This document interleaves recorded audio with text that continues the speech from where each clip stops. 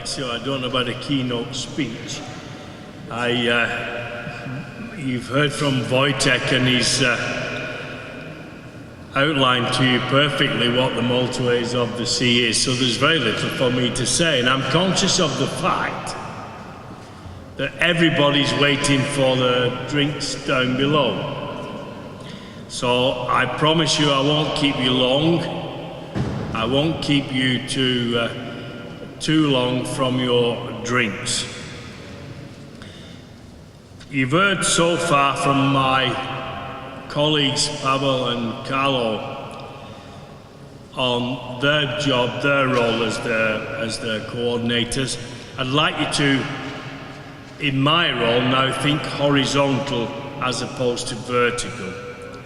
The policy I represent is motorways of the sea. It's part of the maritime dimension of the Trans-European network.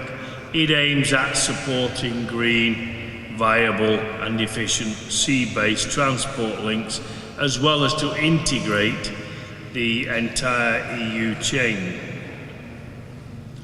Without MOS, we cannot seriously talk about a fully fledged EU transport network based on multimodal systems.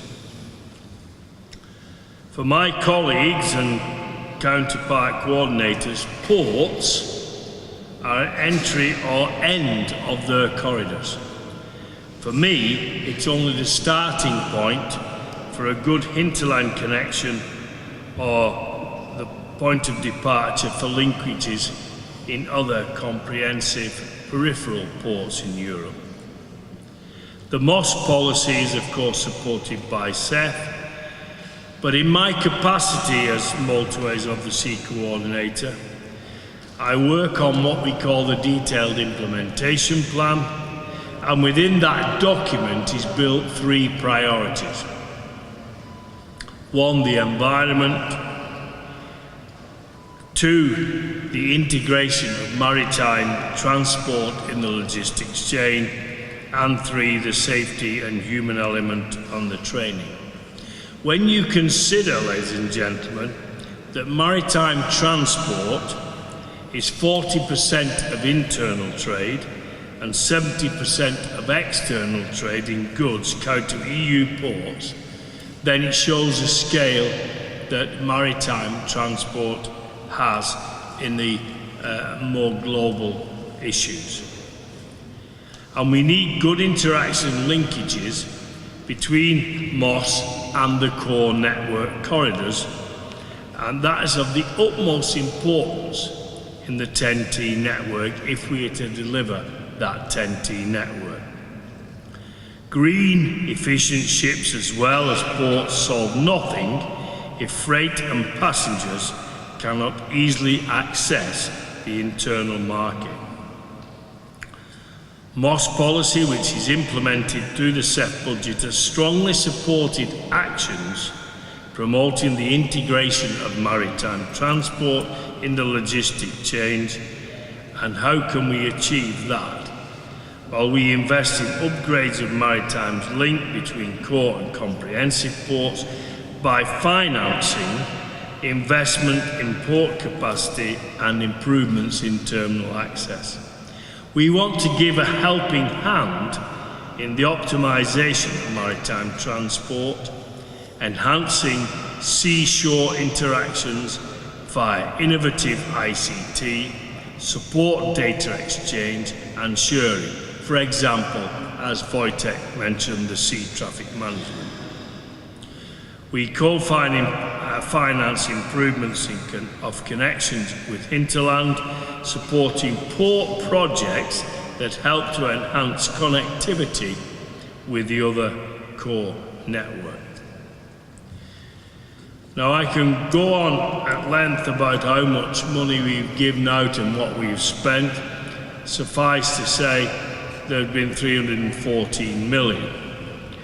But because time is short today, I just want to highlight to you some of the projects we have been involved in. The Fresh Food Corridor proceeds projects to achieve safe and efficient transport of fresh food from the Mediterranean area, as well as to improve intermodal logistics between the Mediterranean basin and Northern Europe. And the participation of Israel in this is quite unique, as it helps us to connect with a third country outside of Europe. The maritime link of Moss is also illustrated by the bridge project, which aims at upgrading the Moss link between Dover and Calais. I don't know how long for Dover will be part of that, but investigating adaptation and enhancement of port infrastructure.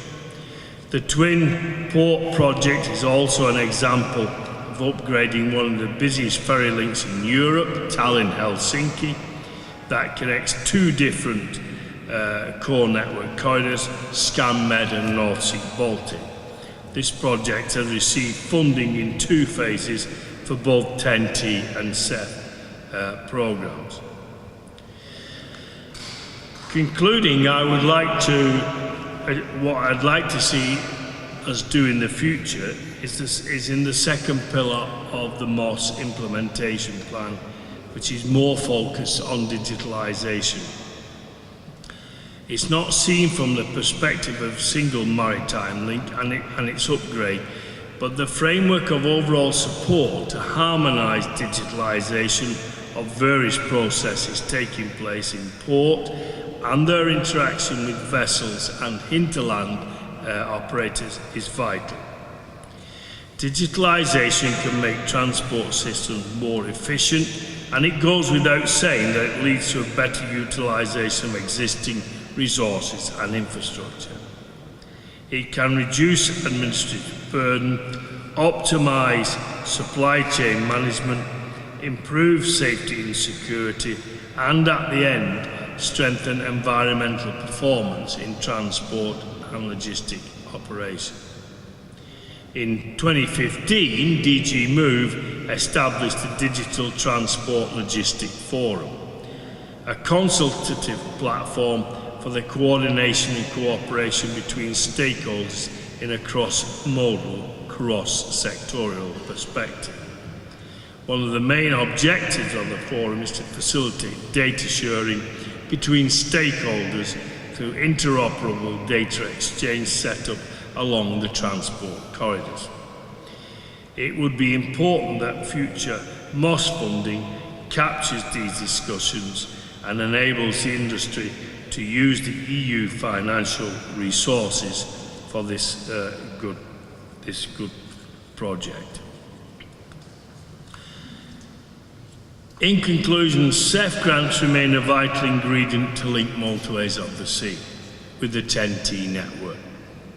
MOS has to be backed up with significant money in order to help the industry to comply with applicable regulations and encourage the industry to innovate and develop solutions that makes the whole sector greener, cleaner and more effective. But MOS needs you. MOS needs the maritime industry to start shouting loud what it achieves, what it does for Europe and European trade, because so far I don't think that people recognise that fully in our discussions that we have. So I want to hear maritime shouting out loud for their stuff and for the resources that we need to keep motorways of the seas going. Thank you.